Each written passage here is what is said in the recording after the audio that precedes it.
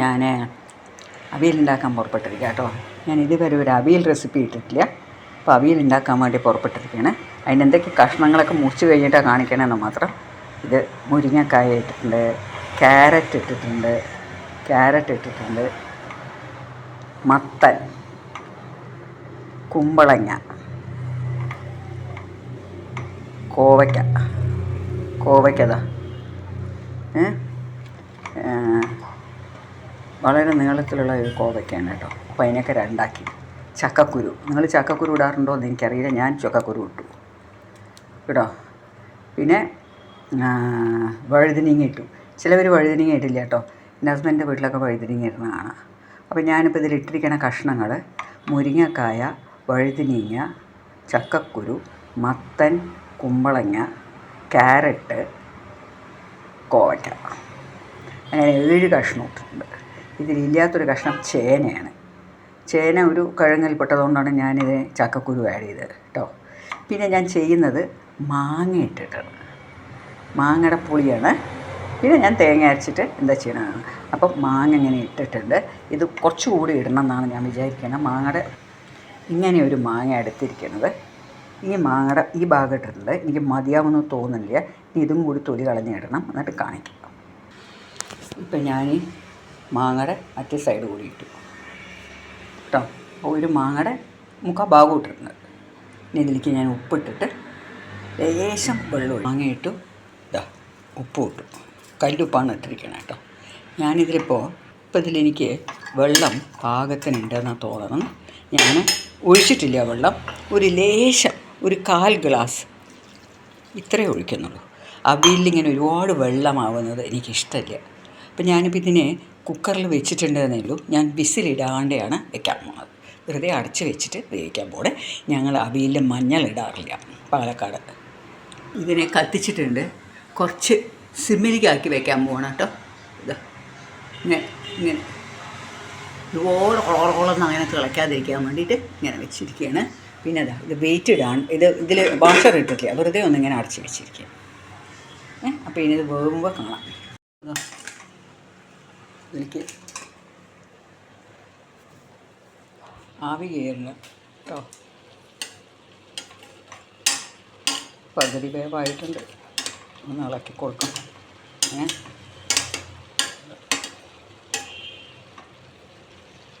നന്നായി ഇളക്കിയിട്ട് ഒന്നുകൂടി അടച്ച് വെച്ചാൽ കഷ്ണങ്ങളൊക്കെ പാകത്തിന്. ഇപ്പം തന്നെ മുക്കാൽ ഭാഗം ആയിട്ടുണ്ട്. എന്നാലും ചിലപ്പോൾ ആ മാങ്ങയുടെ പുളി കൊണ്ട് കുമ്പളങ്ങയൊക്കെ മേലെ കിടക്കുന്നത് ഒന്നും കൂടി ആവട്ടെ കേട്ടോ. ഇതിപ്പോൾ നോക്കിക്കോളൂ. ഞാൻ ഒരു മുറി, വലിയ ഒരു മുറി തേങ്ങ, ഒരു മുറി എന്ന് പറഞ്ഞു കഴിഞ്ഞാൽ ഒരു തേങ്ങയുടെ ഹാഫ്, വലിയ തേങ്ങയായിരുന്നു. അതിൻ്റെ കൂടെ ഞാൻ 2 ചെറിയ ഉള്ളി വെക്കുന്നുണ്ട്. ഒരു 4 എരിവുള്ള പച്ചമുളക്. സാധാരണ പാലക്കാടുകാരെ ചെയ്യുമ്പോൾ ഉള്ളി ചേർക്കില്ല, വെറും പച്ചമുളകും തേങ്ങ. പക്ഷേ എന്നോടൊരാൾ, ഐ തിങ്ക് അവർ ആലപ്പുഴയിലത്തെ ആരോ ആണ്, ഒരു ഫ്രണ്ട് പറഞ്ഞു ഉള്ളി വെച്ചാൽ നല്ല ടേസ്റ്റാണ്. അപ്പോൾ അങ്ങനെ വെച്ച് ഞാൻ ചെയ്ത് നോക്കിയപ്പോൾ എനിക്ക് നല്ലൊരു ടേസ്റ്റ് തോന്നി. അപ്പം ഞാനിന്ന് ഇതുകൂടി ഉൾപ്പെടുത്തി. 2 വലിയ ചെറിയ ഉള്ളിയാണ്. ചെറുതായിരുന്നെങ്കിൽ ഒരു 4 എണ്ണമൊക്കെ വെച്ചിട്ടുണ്ടാവും കേട്ടോ. അപ്പോൾ ഇതുകൂടി ഒന്ന് ഒതുക്കിയിട്ട് വരാം. ഇപ്പം എൻ്റെ കഷ്ണമൊക്കെ നന്നായി വേണ്ടു. ഞാൻ കുക്കറിൽ അടച്ച് വെച്ചിട്ടാണ് വേവിച്ചത്. നമ്മളിങ്ങനെ ഒരുപാട് ഒറ്റയായിട്ട് കിടക്കണം കഷ്ണം കേട്ടോ. അത് കുഴഞ്ഞു പോകാൻ പാടില്ല. ഇപ്പം ഞാൻ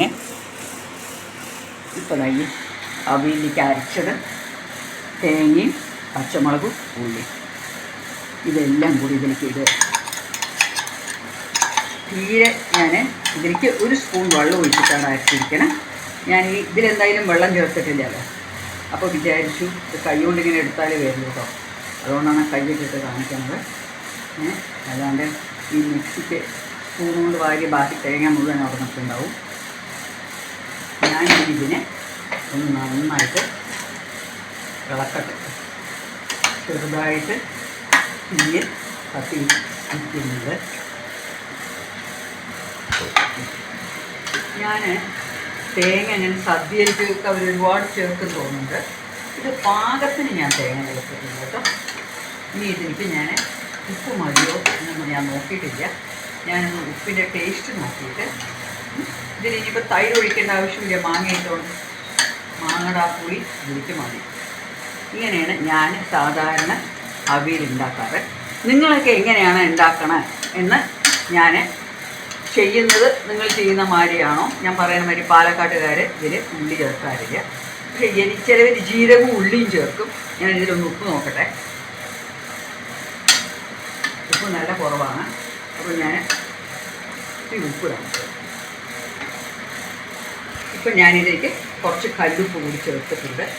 ഇനി ഇതിനെ ഒന്ന് ഒരു തിള വരണം. ആ പച്ച തേങ്ങയുടെ പച്ച ചൊയന്ന് പോകണം, ഒരുപാട് തിളയ്ക്കാൻ പാടില്ല. ഇനി ഇതൊന്ന് അടച്ച് വെക്കണം. എൻ്റെ അവിയൽ നന്നായി ഒന്ന് തിളച്ചു വന്നു കേട്ടോ. തിളയ്ക്കുന്നത് കാണുമെന്ന് വേണ്ട, ഒന്ന് ചെറുതായിട്ടൊന്ന് അങ്ങനെ വളവളവളന്ന് തിളയ്ക്കുകയില്ല, ജസ്റ്റ് ഒരു. ഇനി ഇത് ഒരുപാട് ഞാൻ വേവിക്കാൻ ഉദ്ദേശിക്കുന്നില്ല.